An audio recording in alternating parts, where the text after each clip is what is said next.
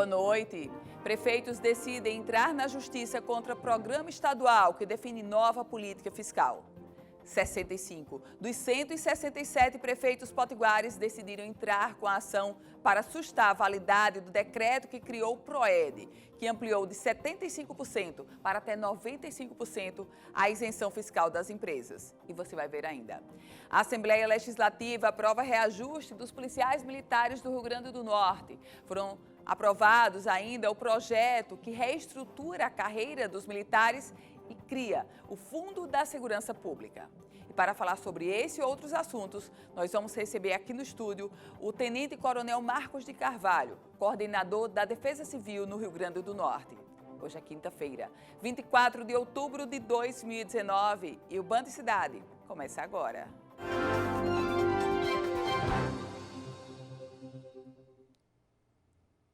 O dia foi movimentado na Assembleia Legislativa. Isso porque os deputados aprovaram na sessão de hoje o projeto que reestrutura a carreira dos militares estaduais e ainda promove o reajuste salarial.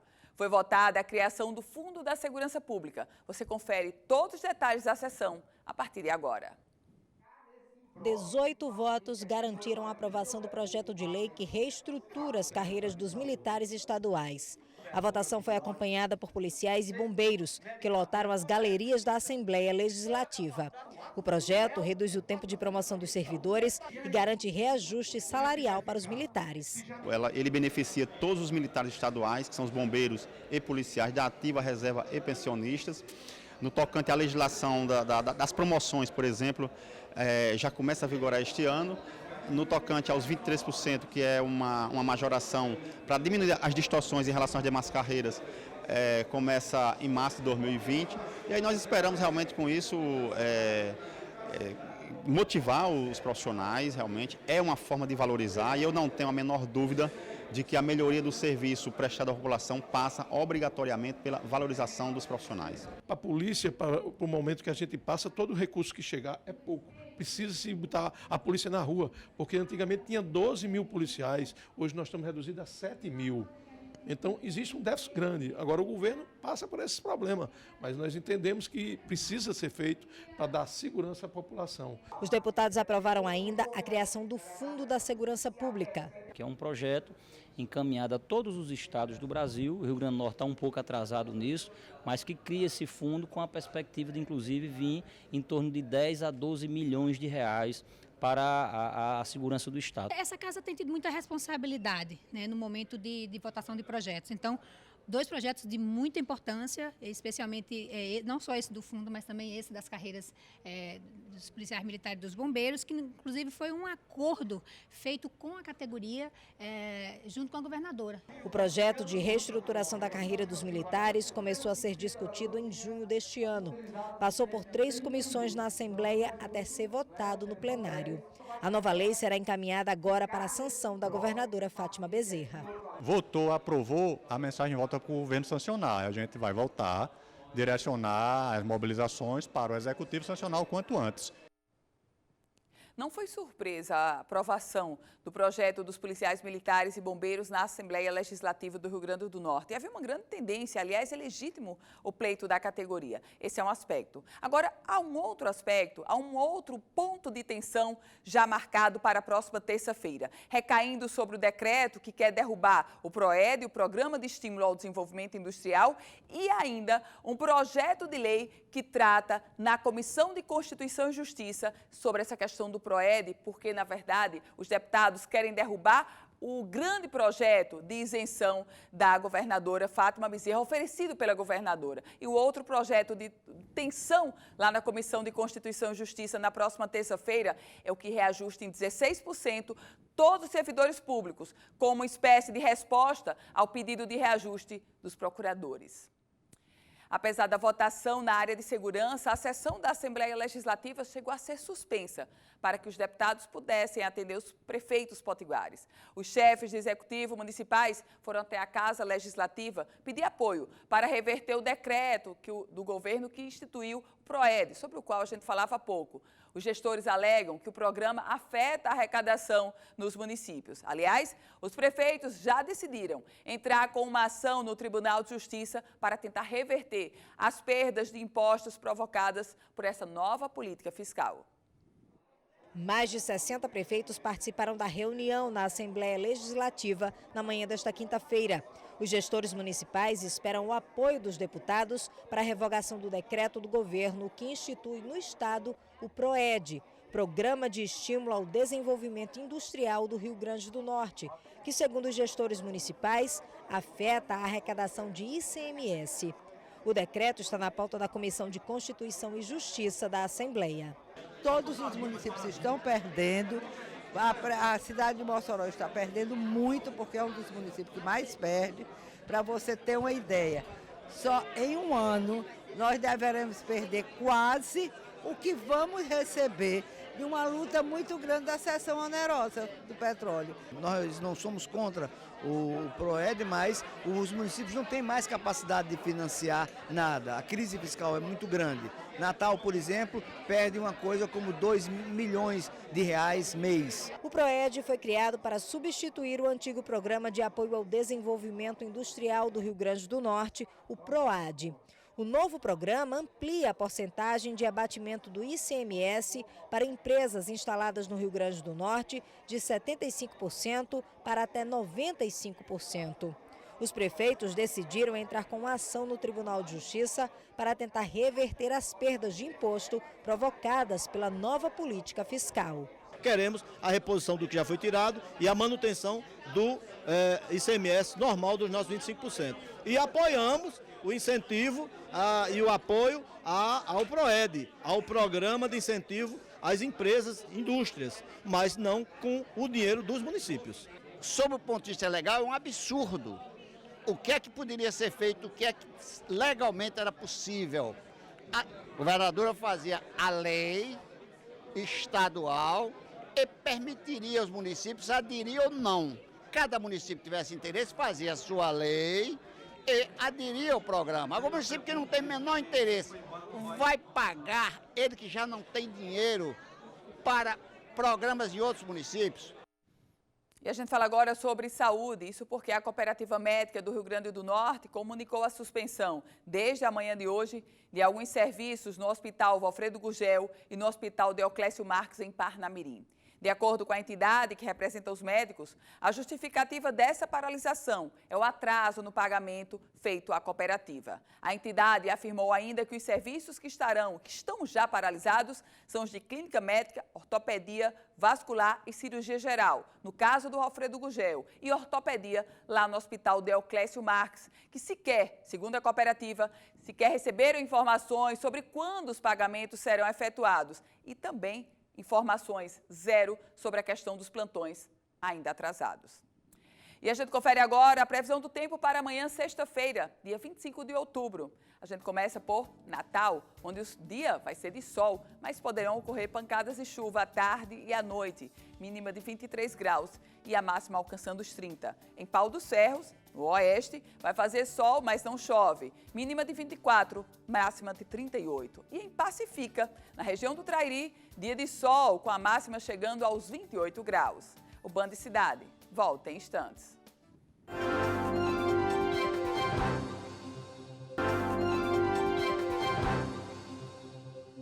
De volta com o Band Cidade.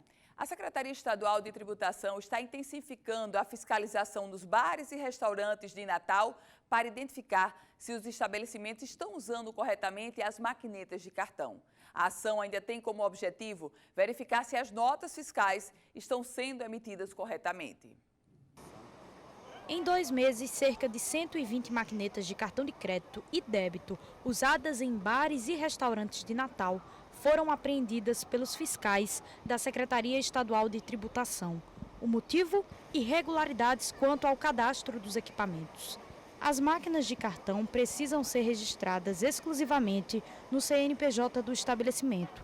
Caso contrário, o equipamento é apreendido e o responsável ainda paga uma multa de R$15 mil por máquina. Inicialmente é uma visita de itinerância fiscal que tem o intuito de orientar.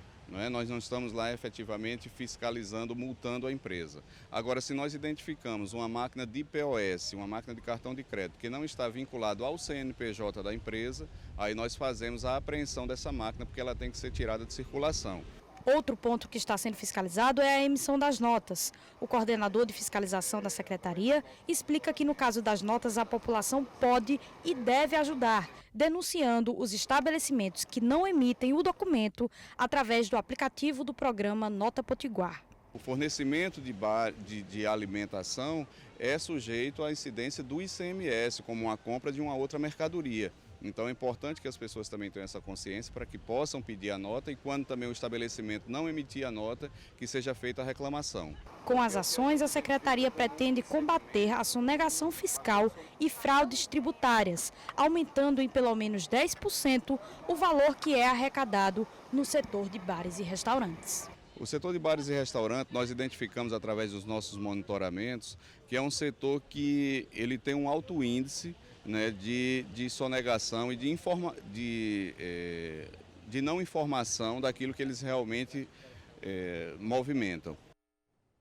E tem que reforçar a fiscalização, tem que chegar junto. Esse esforço concentrado, iniciado desde a gestão do secretário estadual de tributação, Carlos Eduardo Xavier, precisa sim permanecer, principalmente sobre dois aspectos. Primeiro, que a sonegação incide em menos impostos, uma menor arrecadação para o Estado Potiguar, dinheiro que pode e deve ser empregado na melhoria dos recursos públicos. Esse é um aspecto. O segundo aspecto, no momento em que um comerciante, um varejista, proprietário de um restaurante, ele sonega, está tornando desigual a concorrência entre aquele estabelecimento e os demais. O trabalho da Secretaria de Tributação, em que pese muitas pessoas dizem, caça às bruxas. Não, é uma caça a quem sonega e sonegação é crime. E vamos agora até Brasília saber os destaques do dia no Congresso Nacional. A partir de agora, a nossa conversa é com Napoleão de Castro. Boa noite para você, Napoleão. Oi, Ana. Meu abraço a você, cumprimentos ao nosso telespectador nesta quinta-feira, retornando aqui da capital federal, com a reportagem Band Natal, acompanhando os principais temas aqui na capital brasileira. Dizer a você que, conforme nós anunciávamos ontem, foi concluído no Senado, no dia de ontem, a votação em segundo turno da reforma da Previdência. Um projeto que passou pela CCJ, pela Comissão Especial e também pelo plenário do Senado em duas votações. Ontem nós tivemos os destaques, que foram os últimos a serem apreciados no plenário do Senado. E nós ouvimos dois senadores do nosso estado, um que votou a favor da reforma da Previdência, o senador Stevenson, e também a senadora Zenaide Maia, que se posicionou sempre contra esse projeto de reforma da Previdência. Acompanhe o que eles falaram aos nossos telespectadores. Essa tentativa de tirar esse país do buraco que entrou, o buraco hoje da Previdência e de estar retirando do orçamento todo o recurso para se colocar nela, favorável, foi positivo, do meu ponto de vista.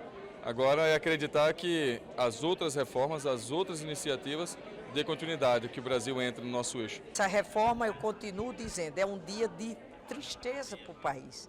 É uma condenação dos homens e mulheres desse país que trabalham.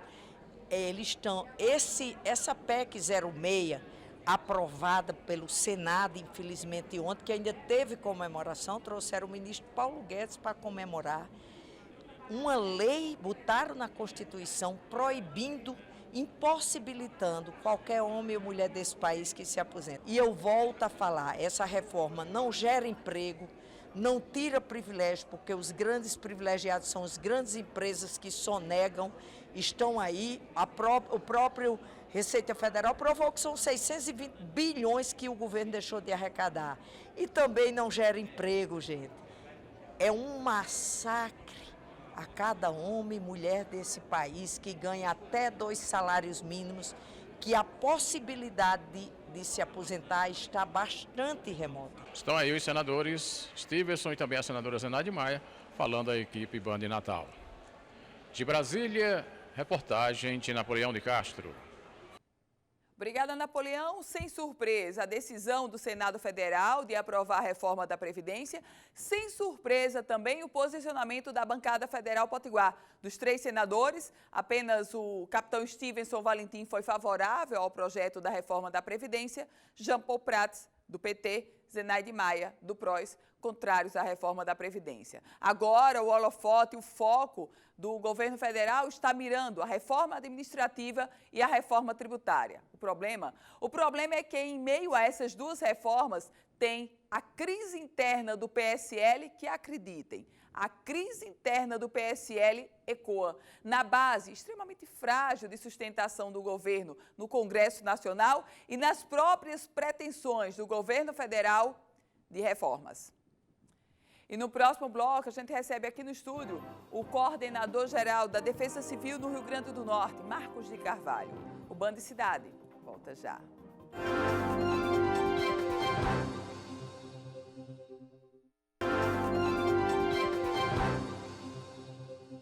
De volta com o Band Cidade. E eu recebo aqui no estúdio o coordenador da Defesa Civil no Rio Grande do Norte, o tenente-coronel Marcos de Carvalho. Coordenador, boa noite, seja muito bem-vindo. Boa noite, Ana. Nós agradecemos demais o espaço.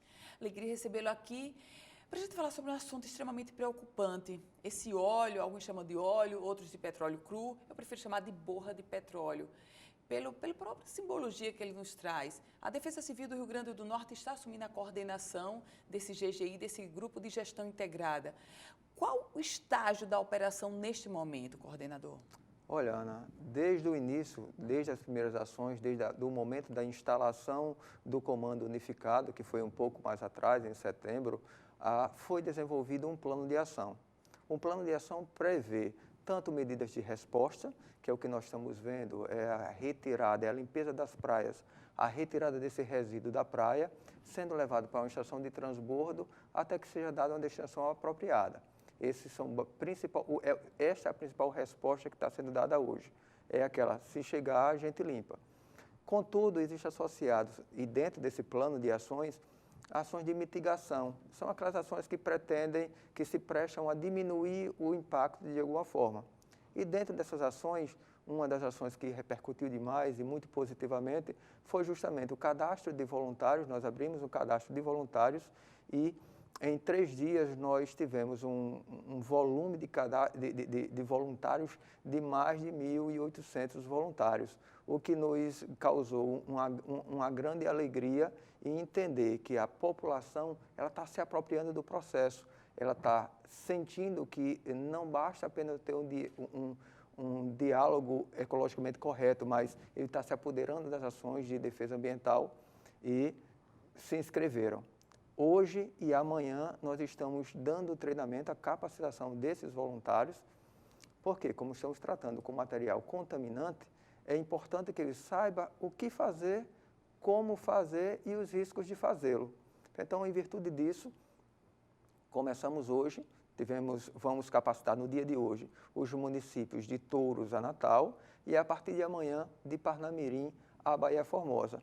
Outro aspecto bem interessante é que, como nós fizemos a triagem desses voluntários, o perfil desse voluntário que nós estamos capacitando nesse momento é o perfil de um multiplicador. Portanto, se ele estiver na praia, ele consegue admitir um voluntário e formá-lo naquele momento. De uma forma geral, toda e qualquer ação ela só vai poder ser desempenhada a partir do momento que o voluntário tiver equipamentos de proteção individual básico. Quais são esses equipamentos? Que são justamente as botas de borracha, luvas de borracha, máscara com proteção para gás. É muito importante salientar que nós estamos tratando de um material que libera gases tóxicos no meio ambiente e é importante essa proteção respiratória. Eventuais sintomas como tontura, mal-estar, elas podem ser verificados após a exposição a esse material. A Secretaria de Saúde, que é um parceiro que participa do Grupo de Gestão Integrada, ela até o momento não tem nenhum registro de entrada no serviço médico de uma forma geral, nas unidades básicas, de nenhum agente que, participando das ações de limpeza, tiveram algum desses sintomas. Mas é importante o alerta que a Secretaria de Saúde está dando para essa população é justamente, olha, se você sentir algum sintoma após ter essa exposição, procure a unidade básica, porque existe um centro de tóxicos que vai registrar essa ocorrência e vai criar uma estatística, e isso nós precisamos. Neste momento, nós não temos nenhum registro, mas é importante que se alguém da população, algum dos agentes que participam da limpeza, sentir algum sintoma, procurar a unidade básica, que isso é importante para o nosso serviço. Agora, coordenador, são 12 municípios atingidos. Esses voluntários, eles serão distribuídos nesses 12 municípios ou, por exemplo, o voluntário de Touros só trabalha em Touros, o de Natal só trabalha em Natal? Isso, exatamente. O cadastro foi concebido exatamente segundo o seu raciocínio. Os voluntários, no momento do cadastro, eles informaram qual o seu município de origem. Porque como nós estamos pensando em alguém que tem uma ligação com o seu município, alguém próximo que possa dar uma resposta rápida, nós separamos e cadastramos, o cadastro foi preenchido. Se eu sou de Touros, eu me cadastrei para Touros, e a capacitação, inclusive, foi hoje pela manhã em Touros, que teve uma frequência excepcional, inclusive. Então, os voluntários foram distribuídos, no momento do cadastro, eu já informava o seu município, e é lá que ele vai receber a capacitação e lá que, eventualmente, ele poderá ser empregado na ação de limpeza. Coordenador, temos material suficiente para esses voluntários e o trabalho deles começa quando? Exato. Muito boa pergunta. Existe a aquisição que está sendo realizada de forma emergencial para esses kits de proteção individual pelo IBAMA e pelo IDEMA também. Os que chegarão pela Secretaria Nacional chegarão via Petrobras. Inclusive, ontem, Brasília nos informou, entrou em contato conosco e já pediu quem é o representante do Estado que vai recepcionar esse material. Nós criamos kits e encaminhamos para Brasília e está nos disponibilizando. O IDEMA também está adquirindo, mas nós estamos falando de um volume de voluntários muito grande. Você imagine, só nesses 2 dias nós vamos capacitar mais de 500 voluntários. Então, é um volume muito grande. Então, o que acontece?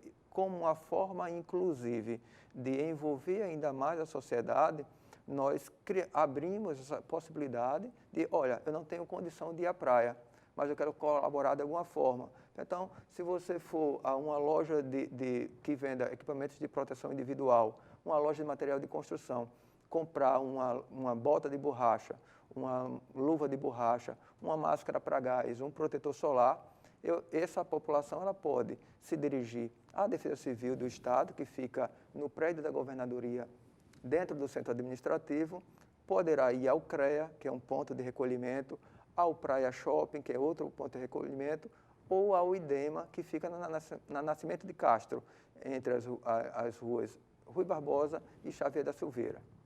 Coordenador, nesse contexto, eu dizia ontem aqui no programa que é angustiante para o cidadão a gente não saber como vem, de onde vem, se vem mais, se não vem mais. E a percepção, o sentimento do senhor como coordenador da Defesa Civil estando à frente dessa operação? Olha, como cidadão é angustiante e como gestor é extremamente preocupante, porque você acaba tensionando todo o sistema esperando o pior cenário. E não necessariamente você não tem nem como, você não tem parâmetros, não tem a informação de onde deveria vir. E que vai acontecer e qual a dimensão desse desastre, e talvez esse seja o aspecto mais cruel para os agentes que estão envolvidos nesse processo, é justamente essa informação, a qualidade da informação ou a ausência dela, porque não há como se planejar efetivamente em um planejamento que você realiza sem informações. Evidentemente, existe uma possibilidade muito grande de você ter problemas nesse planejamento. Por isso que nós tensionamos ao máximo que, como eu sou membro do Corpo de Bombeiros, então lá nós tendemos a planejar sempre para o pior cenário. Estamos fazendo isso a nível de defesa civil, esperando que não aconteça, mas realmente as incertezas são angustiantes para os profissionais também. Coordenador da Defesa Civil no Rio Grande do Norte, Tenente Coronel Marcos de Carvalho. Muito obrigada, Tenente Coronel. Nós que agradecemos e quero só ressaltar aqui mais uma vez o agradecimento da Defesa Civil à população que abraçou a causa. Vocês são exatamente o que existe de melhor em Defesa Civil. E fazendo jus ao lema, Defesa Civil somos todos nós. É verdade. E, aliás, o povo do Rio Grande do Norte é o que há de melhor no nosso estado. Com muito certeza. Orgulho dessas Muito, quase 2 muito. mil pessoas se colocando como voluntários. Muito. Em menos de 36 horas. Em menos de 36 horas. Uma última pergunta. As pessoas ainda podem se inscrever? Não. Neste momento, não. Por enquanto, não. Por enquanto, não. Obrigada, coordenador. Nós que agradecemos. E o Band Cidade vai ficando por aqui. A você uma excelente noite e lembre-se que todas as informações da política você confere no politicaemfoco.com, um site especializado na política do Rio Grande do Norte e do Brasil. A gente volta a se encontrar amanhã. A você uma excelente noite.